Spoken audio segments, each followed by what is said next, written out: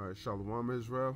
I'd like to give all praises, honor, and glory to Yahweh Bashim Yahushai, double honors to the apostles and the elders of Great Millstone, and Shalom to the Lekman out there, doing this work of faith and labor of love and true sincerity.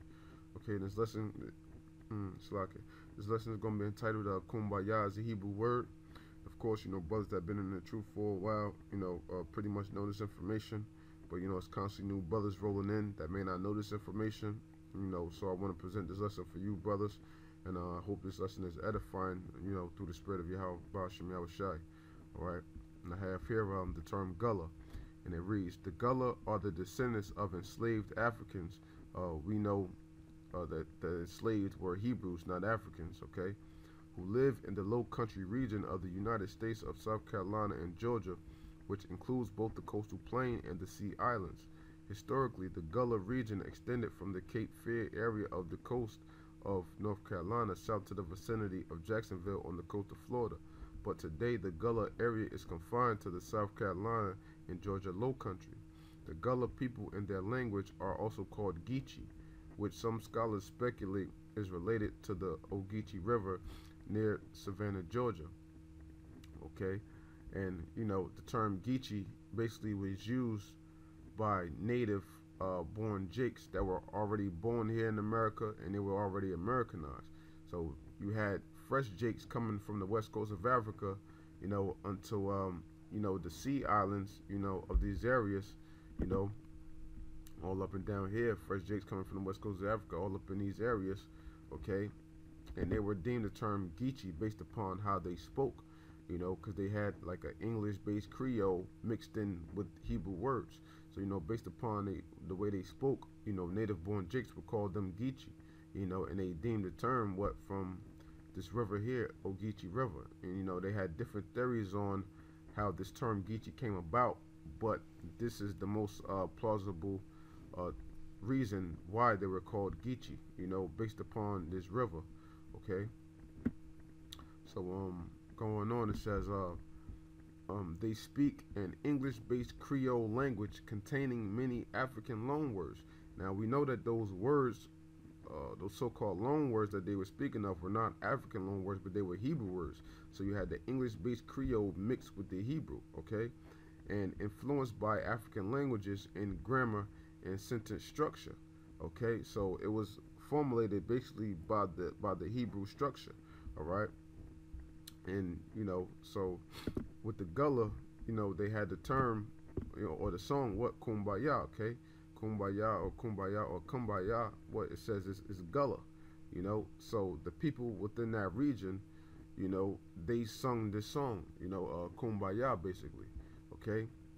And if you brothers can remember, well, another brother, brought me back into remembrance of this show here, that was in the early 90s, Gullah Gullah Island, and that's based off of, touching a little bit of history I just presented to you, brothers, okay? And what you see here, what an all Jake family, and this little stupid frog here, based upon, those sea island places, of Georgia, South Carolina, North Carolina, and Florida, okay? So they had this show based upon the history of the Gullah people, which were ultimately, Israelites, okay? And to get a little further, into the history, to edify this for you, brothers, okay?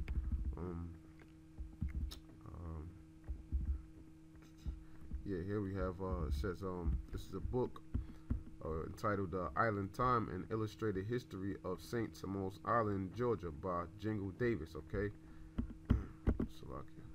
Right, it says, Gullah Geechee music. Music has always been an integral part of Gullah Geechee culture. The slaves brought African rhythms and harmonies on coastal Georgia that have since inspired countless musicians and musical forms. On St. Simon's in the Altamaha Delta, the slaves sang when they were ditching, diking, planting, hoeing, harvesting crops, threshing rice, cleaning and baling cotton, rowing boats, and loading ships. Okay? And that's like a Jake thing, when you're in the house cleaning up or something, you want to bump to some tunes or whatever the case may be, African drums were banned by most planters, so the slaves used stout sticks and pounded on the floor to beat out of rhythms. That's typical Jake, man. To take nothing into make it something. You know, things were stricken away from you, and you make the best out of the situation. You know, that's what Jake do, man. You know, like how Paul said, I know how to abase and I know how to abound. So whether you give me something or whether you take it away from me, I'm still going to make a way to do, you know, what I need to do by any means, you know. And, you know, that's a Jake thing, man. All right. The songs not only define the pace of the task at hand, but also help the hard workday pass. Slave oarsmen on St. Simon's paced their strokes to the rhythm of their songs. Okay, what Jake, you know, got rhythm, man. You know, each song unique to its plantation. When a rowboat passed at night, islanders who heard the oarsmen singing could tell which plantation the boat came from. So, you know, Jake could tell, you know, which plantation, you know, which other Jakes were from based upon the songs in which they sang and, you know, how they were beating to the drum or whatever the case may be. All right. So, you know, to get read a little more on here. All right. Yeah, jump down here. Okay. The Gullah Geechee phrase, "come by here," okay, which in the rapid fire Creole sounds like Kumbayah, was first documented in 1926 in coastal Georgia. Robert Winslow Gordon, a Harvard-educated, out-of-work English professor and folklore collector, captured the song on a hand-cranked recording cylinder when he and his family lived in Darien in 1925 until 1929. Gordon identified the singer as a black man named H. Wiley, who sang in the key of A. Gordon, who wrote Darien on the cylinder, which may indicate that Wiley lived there. Okay. Yeah, Gordon traveled the Georgia coast recording the Gullah Geechee music wherever he found it. All right. To go on a little bit more, okay. It says, H. Wiley's version of Kumbayah, recorded at a time of Jim Crow laws and lynching in the Deep South, was a religious song that told of black people who were weighed down by trouble and despair and were asking God to come by here and help them. And, you know, that's typically how it is for Jake, you know, back then and today. You know, sometimes, you know, you might just stare up into the heavens and, you know, and you're looking at the chariots, man. And, you know, Jake back then was like, you know, Kumbaya, like, come by here, Lord, like, save me, deliver me from, you know, all this trouble and all this hell that I'm catching. Deliver me from this slavery, man.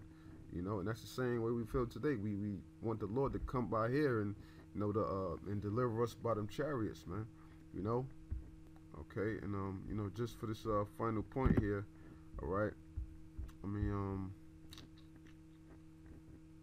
yeah, touch on this word kumbaya. You know, because you know, basically when you put together, you have the term kumbaya, but in the actual Hebrew, it's ka'an ba'a. You know. So I'm gonna just show you brothers that here real quick on this Google Translate. All right. So you have ka, and you have na. Okay, which is what here, ka'an. Okay, ka'an, which is here, which would be, you know, the first part of the word kum. Okay, it would really be ka'an. Okay. Now space. Okay. Now you have ba'a. Okay, ba'a. Okay, well here they have it, here it comes, but you know, it's ba'a is really come, so you have ka'an ba'a. So, you know, the term kumbaya is really ka'an baya in the Hebrew, which means, you know, come here, Lord, you know. And like I said, you know, our people were just hoping, you know, that the Lord would swing by and, you know, deliver them.